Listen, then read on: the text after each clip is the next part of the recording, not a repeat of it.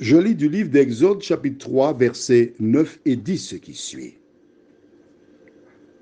Voici, les cris des enfants d'Israël sont venus jusqu'à moi, et j'ai vu l'oppression que leur font souffrir les Égyptiens. Maintenant, va, je t'enverrai auprès de Pharaon, et tu feras sortir d'Égypte mon peuple, les enfants d'Israël. Prions. Seigneur, tu as donné une mission à Moïse. Tu l'as choisi. Alors que nous découvrons la mission, merci de nous aider à remplir les conditions qui feront de nous des missionnaires pour ta cause. Pas pour les hommes, mais pour ta cause. Merci pour la compréhension. Au nom de Jésus, pour ta gloire éternelle. Amen. Rappelle-toi, on va faire marche arrière. Versets 7 et 8 du même chapitre. Dieu dit, j'ai vu la souffrance de mon peuple qui est en Égypte, et j'ai entendu les cris que lui font pousser ses oppresseurs, car je connais ses douleurs. Il a déjà dit ça une fois. Il reprend avec Moïse en lui disant à nouveau, voici, les cris des enfants d'Israël sont venus jusqu'à moi, et j'ai vu l'oppression que leur font souffrir les Égyptiens.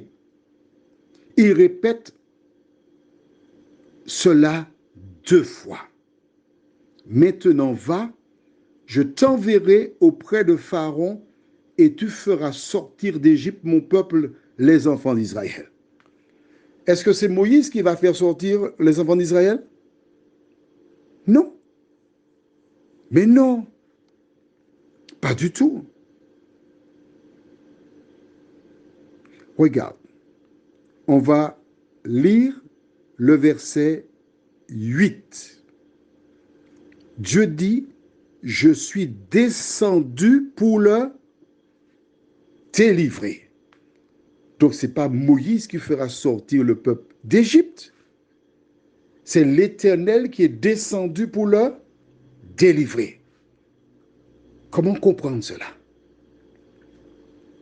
Et Dieu dit à Moïse, tu iras. Il y a un problème. Tu m'as dit que tu es descendu pour le délivrer, et là maintenant tu me dis d'aller voir Pharaon. Je ne comprends pas. Explique-moi, je ne comprends pas. Est-ce que toi tu comprends cette affaire-là? Oui? Non? D'accord.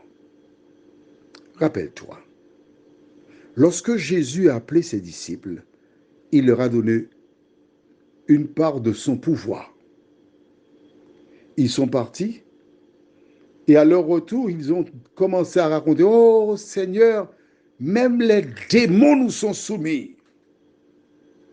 Jésus leur répondit, ne vous réjouissez pas pour ces œuvres, mais plutôt parce que vos noms sont inscrits dans le livre de vie.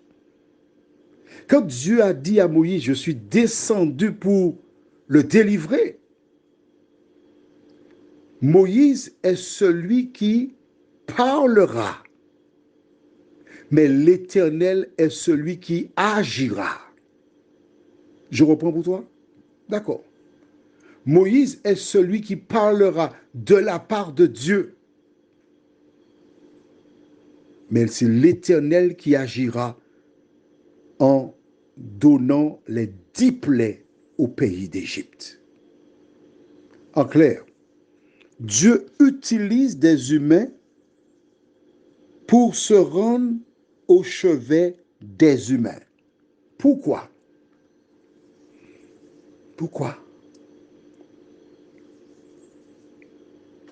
Parce que tout simplement, lorsque Dieu t'a délivré, tu as le devoir d'aller voir celles et ceux qui sont enchaînés et les délivrer du péché sur toutes ses formes. Un jour, Jésus alla à Gadara, où un homme était possédé par des démons. Il était indomptable. Tout ce qu'on avait essayé, il avait fait voler en éclats les chaînes. On ne pouvait plus rien faire avec lui. Et parce que les hommes ne pouvaient rien faire, probablement sa famille priait pour lui. Quand tu es dépassé, tu ne vois pas le bout du tunnel, dis tout à Jésus. Mais même avant, dis tout à Jésus. Et voici l'Éternel qui se manifeste. L'Éternel qui chasse les démons, qui entre dans des pourceaux, qui plonge dans la mer, qui se mort noyés. Les gens descendent, ils voient l'homme dans son bon sens, vêtu. Quand ils commencent à faire le calcul, les 2000 cochons perdus là, ils disent non. Non, non, non, non, non, non. Jésus, merci pour le service, mais on ne veut pas de toi ici. Pars d'ici. Jésus s'en va. Lorsque l'homme qui était possédé voit cela, que fait-il? Il part, il met déjà une jambe dans le bateau. Je dis, et où vas-tu là? Non, je vais avec toi. Je ne reste pas ici. Comment toi qui m'as délivré, il souffrait à cause de moi et il te renvoie, je veux être avec toi. Mais Jésus lui dit non. Va dans ta maison, vers les tiens et dis-leur ce que le Seigneur a fait pour toi. En utilisant cet homme, Jésus lui donne l'opportunité de garder la chaleur spirituelle.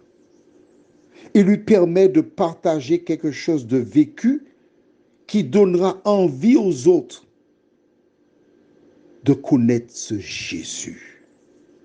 Voilà pourquoi Dieu dit à Moïse, tu iras vers Pharaon.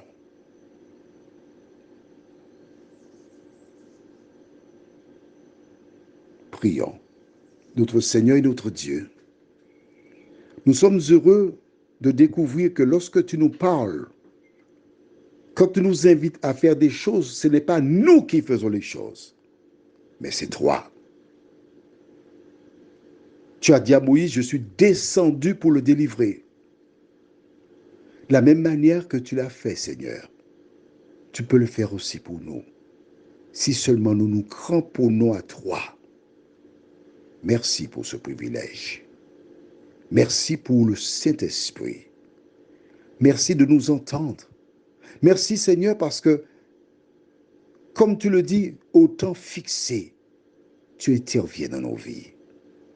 Fais pour nous ce qu'il y a de meilleur, nous t'en prions.